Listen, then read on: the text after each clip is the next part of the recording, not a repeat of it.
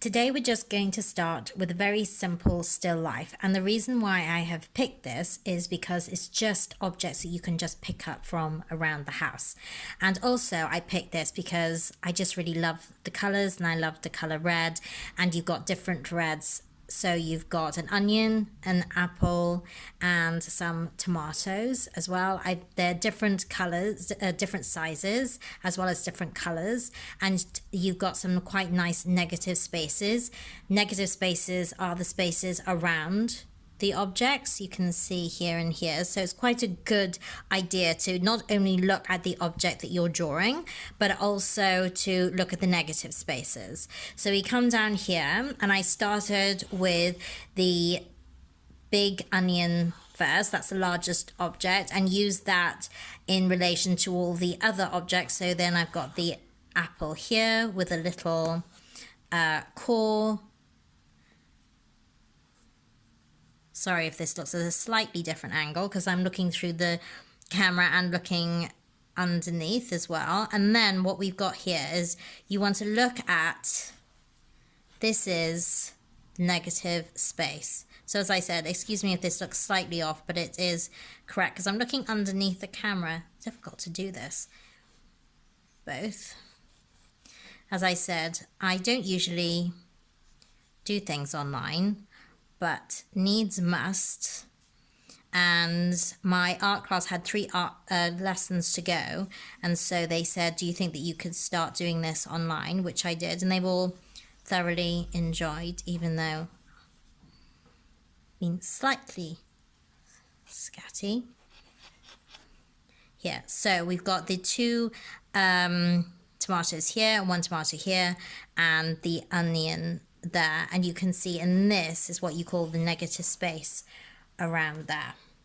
So you need to draw that out. Oh, also make sure that you've got an uneven number of objects. So you never want to have, you know, 2 and different sizes. So you've got 3, you've got 5 objects in total. You've got 3 tomatoes, and you've also got, I know I've got 2 bigger objects here, but they are different sizes, and I've got a nice triangular shape as well, so it keeps your eye going around, it leads your eye through as well. So I'm going to go back into the onion with stronger red. I have to tell you, this is going against all the conventions of watercolour, and the reason why is that you're not supposed to fiddle, you're not supposed to put paint back on in just when you've put in a layer, because you'll get things like cabbages. But actually what I want you to do is just have some fun, and the only way that you can do that is just by experimenting. Can you see all those lovely colors actually moving in here like that? And so have a go and just drop in some nice colors, and then I'm going to mix some shadow, and the shadow is going to be some ultramarine and some alizarin. So when we put the shadow in, I'm just going to use a little bit of ultramarine and alizarin, but first I've just sketched in some of these shadow areas. It doesn't matter that it's actually bleeding into it. And then you're going to mix purple. Always remember that shadow is darker right under the object. So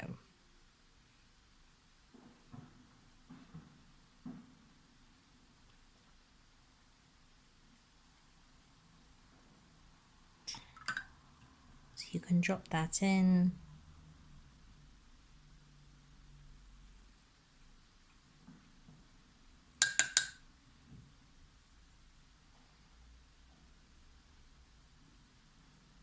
And put that in there.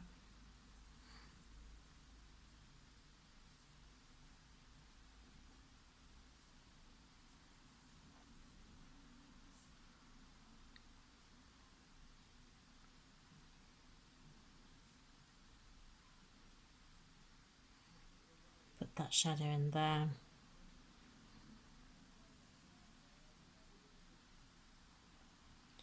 I'm just going to leave that like that. Oh, and we do need some shadow in between the onion and the apple.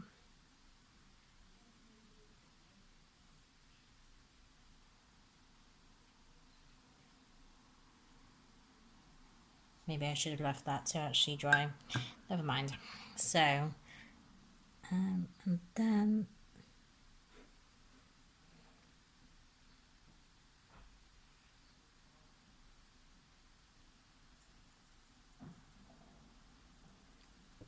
just gonna drop a bit more.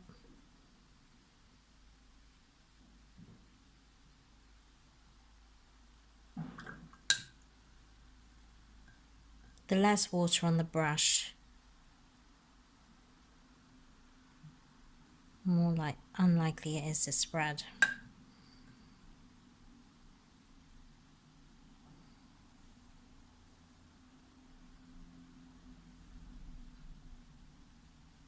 Okay, so we're going to leave that to dry.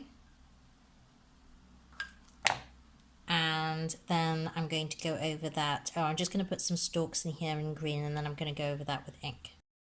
Once you've done that, you can take a pen. Any pen will do, because once it's dry, it won't bleed into anything. And so you're going to use a pen. You're not going to go round every single outline. Don't go around the shadow, for example, just the objects. And you're going to use broken line, because you want to show actually where the light is coming from the left to the right. So, for example,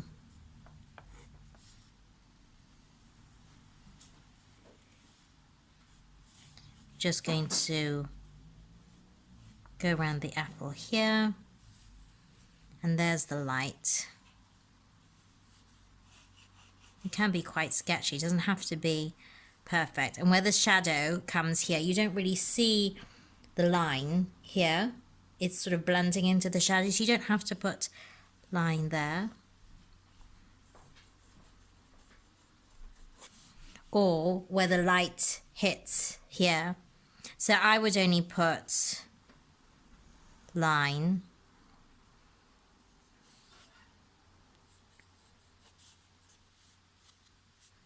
where you can see it, and where the light doesn't, don't put it where the light hits, and you can lose it where the shadow is as well. And then you can go onto one side of the stalk. So here the light is hitting on this side. I would actually take the pen and just put one side down and not the other.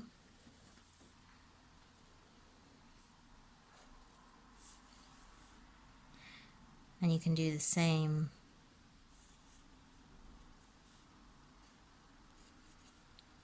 with the little tomatoes as well. And here,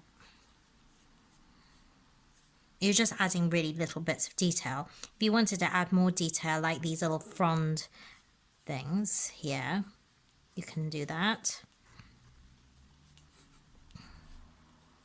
You can leave it as simple or put in more as much detail as you want. Don't forget, oh, I've got the leaves on the tomatoes.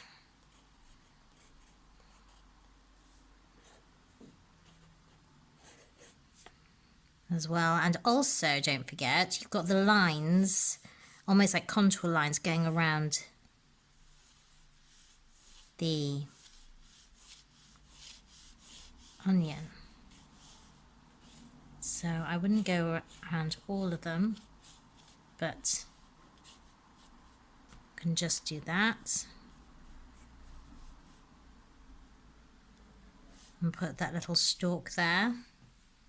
I would leave the shadow. Don't ever go round shadow, because shadow is soft.